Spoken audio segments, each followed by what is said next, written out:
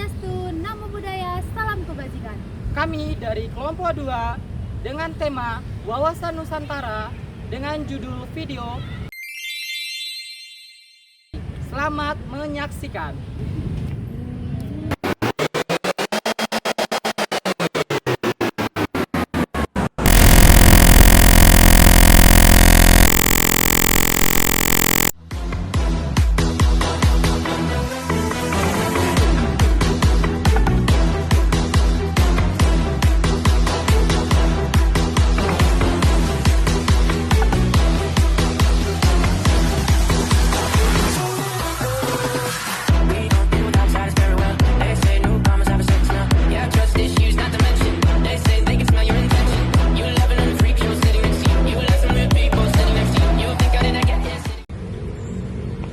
Keberagaman Indonesia. Indonesia terdiri dari lebih 17.000 pulau, ratusan suku, bangsa, dan 6 agama resmi, yaitu Islam, Kristen, Katolik, Hindu, Buddha, dan Konghucu.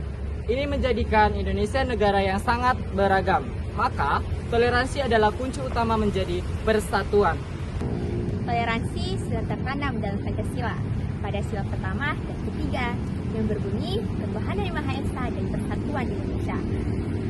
Ini mendekatkan kita pentingnya kehidupan beragama yang rukun dan menjadi dasar agar kita bisa hidup berdampingan dengan damai. Perbedaan bukanlah alasan untuk menjauh.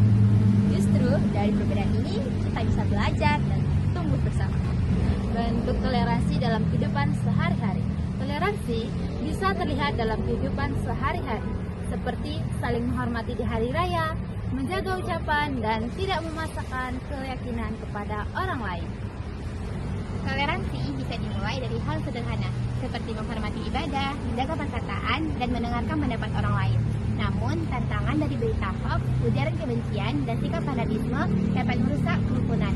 Oleh karena itu, penting bagi kita untuk terus membiasakan sikap toleransi dalam kehidupan sehari-hari. Pentingnya edukasi toleransi. Pendidikan toleransi sejak dini sangat penting lewat keluarga, sekolah, dan media. Kita bisa membentuk generasi yang terbuka dan saling menghargai. Toleransi bukan sekadar simbol, toleransi bukan hanya sekadar slogan, tetapi harus dibuktikan dengan sikap dan perilaku kita setiap hari. Harapannya Indonesia bisa jadi contoh dunia. Negara yang berbeda-beda tapi tetap satu dalam damai. Dimulai dari kita, anak muda yang peduli dan mau menghargai perbedaan.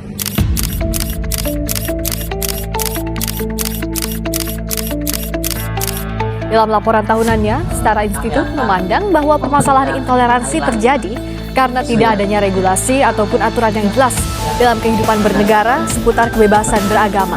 Walaupun dalam Undang-Undang Dasar, setiap warga negara berhak memeluk agama dan keyakinannya, namun seiring dengan perkembangan waktu, masalah kebebasan beragama seringkali dipermasalahkan dan dibawa ke ranah hukum.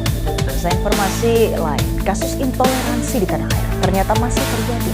Ya, kali ini larangan beribadah harus dialami oleh jemaat Persekutuan Oikumene Umat Kristen atau POU di Kabupaten Tangerang, Banten. Mereka melaporkan kasus ini ke Wakil Presiden Gibran Rakabuming Raka melalui posko pengaduan lapor Mas Wapres.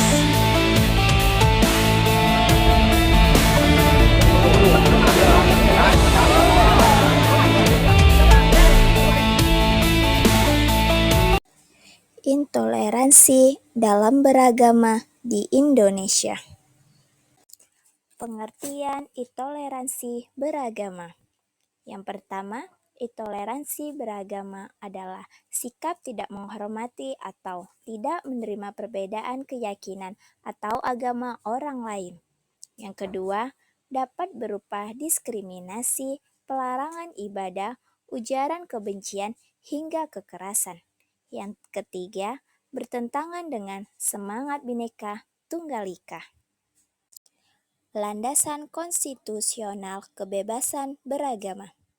Pasal 29 ayat 1 Undang-Undang Dasar 1945. Negara berdasarkan atas ketuhanan yang Maha Esa. Pasal 29 ayat 2 Undang-Undang Dasar 1945. Negara menjamin kemerdekaan tiap-tiap penduduk untuk memeluk agamanya masing-masing dan untuk beribadah menurut agamanya dan kepercayaannya itu. Penjelasannya, negara harus melindungi semua agama, tidak boleh ada paksaan atau larangan dalam menjalankan ibadah lain keyakinan. Bentuk-bentuk intoleransi beragama. Yang pertama, pelarangan pembangunan rumah ibadah. Yang kedua, persekusi terhadap minoritas agama. Yang ketiga, penolakan terhadap perayaan hari besar agama tertentu. Dan yang keempat, ujaran kebencian berbasis agama di media sosial. Contoh kasus, penolakan pendirian gereja di beberapa daerah, pengusiran jamaah Ahmadiyah dan Syiah. Hukum lain yang relevan. Pasal 28E ayat 1 Undang-Undang Dasar 1945. Setiap orang bebas memeluk agama dan beribadah menurut agamanya. Pasal 28I ayat 1. Hak untuk hidup, hak untuk tidak disiksa, hak kemerdekaan, pikiran dan hati nurani adalah hak asasi yang tidak dapat dikurangi dalam keadaan apapun.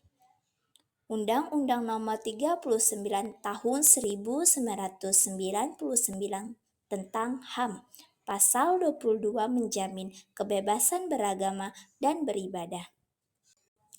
Dampak intoleransi beragama. Memecah belah persatuan bangsa, meningkatkan konflik horizontal, menurunnya rasa aman di masyarakat, merusak citra Indonesia sebagai negara demokratis dan pluralis. Peran negara dan masyarakat. Negara menegakkan hukum secara adil, menindak pelaku intoleransi, mendorong pendidikan toleransi sejak dini.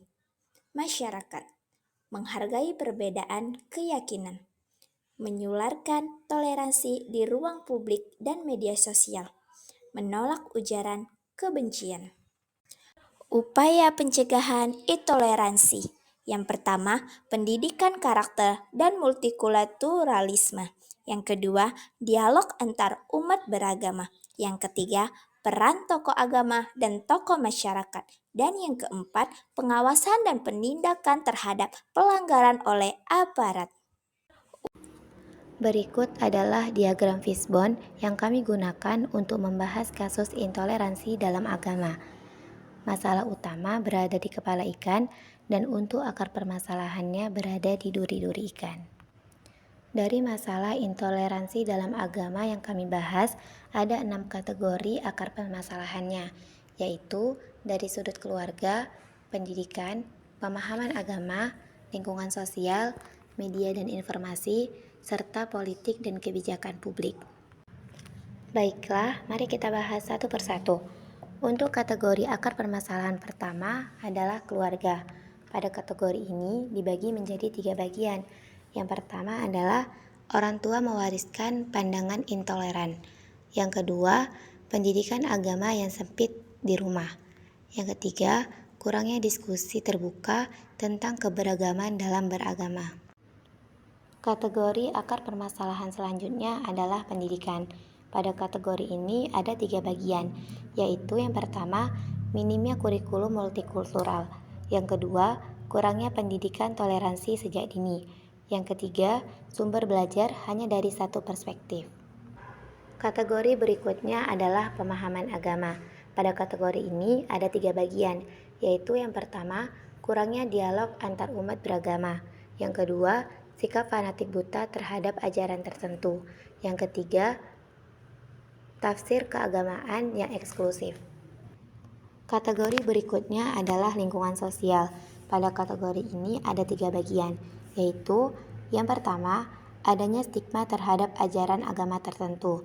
Yang kedua, dominasi mayoritas yang menekan minoritas.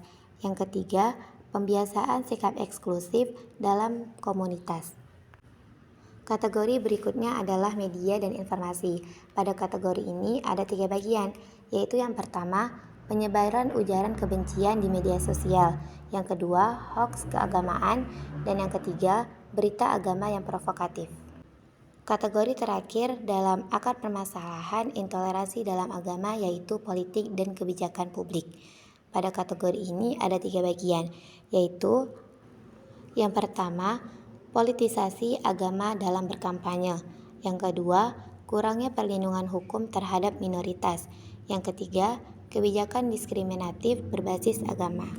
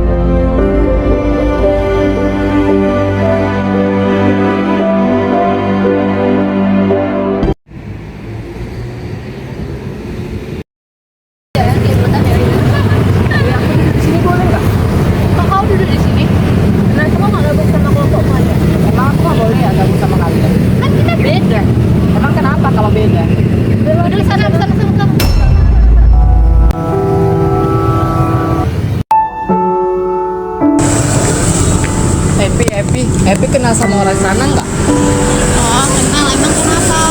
Aku soalnya kemarin mau gabung sama orang itu nggak ngasih. Oh, sama. Aku juga digituin. Mungkin orang itu berpendapat bahwasanya kita berbeda dari mereka.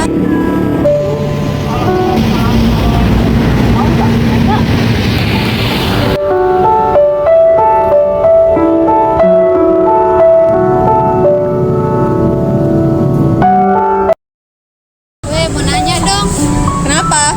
Kenapa sih setiap kali mau gabung sama kalian nggak ngebolehin? Ya kan kita beda. Loh, emang kenapa kalau beda? Ya kalau beda kami aja, kalian aja. Kita kan beda. Udah, nggak boleh kayak gitu. Masyarakat Indonesia harus saling menghargai dan mencerminkan nilai-nilai Pancasila. Salah satunya sila pertama dan sila ketiga yang bunyinya ketuhanan yang Maha Esa dan persatuan Indonesia. Gimana kalian baikan aja? Lagi pula kan kita punya semboyan Bhinneka Tunggal Ika yang artinya berbeda-beda tetapi tetap satu jua. Minta maaf ya we, kami baru sadar meskipun kita berbeda-beda bukan berarti kami saling mengasingkan. Iya, kami juga minta maaf ya. Juga minta maaf ya. Maaf ya we.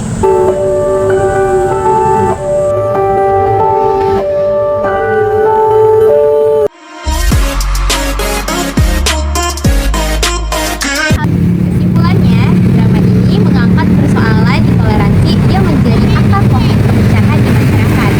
Konflik yang muncul diakibatkan adanya perbedaan agama ataupun keyakinan, dan akhirnya dapat diselesaikan melalui komunikasi, pengertian, dan sikap saling menghormati. Hal ini sejalan dengan ketentuan pasal 28E ayat 1 Undang-Undang Dasar 1945 yang menjamin setiap orang hak untuk memeluk agama dan kepercayaannya serta menjalankan ibadah sesuai agamanya. Selain itu juga terdapat pada pasal 29 ayat 2 Undang-Undang Dasar 1945 yang menegaskan bahwa negara menjamin kemerdekaan setiap warga negaranya untuk memeluk agamanya masing-masing. Kata-katanya hari ini dong, Kak. Bhinneka bukan hanya sekedar kata. Paham.